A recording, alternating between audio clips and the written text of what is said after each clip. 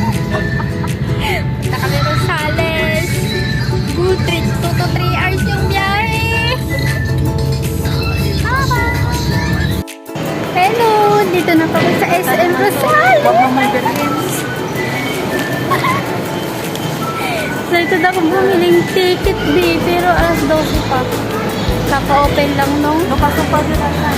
Halaki, kami na nag-open ng SM. Bago kami kumain, titingnan namin kung may pila be. Lagaris! Uy, saan yung ticket? Yun na.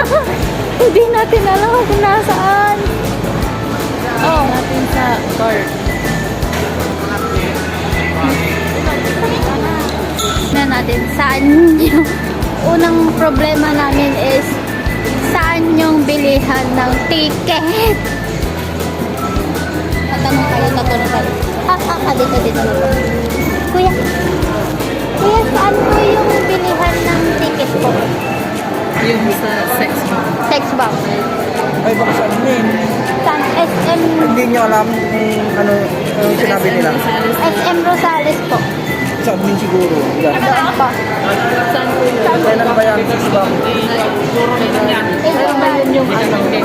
Yung last. Ngayon yung bilihan ng ticket po. Alas 12. Yung tagay.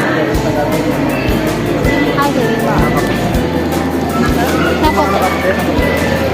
Good morning po.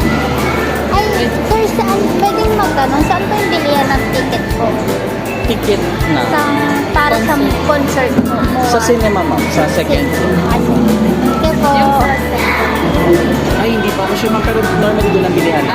Sige po. Hindi namin alam saan yung cinema ba.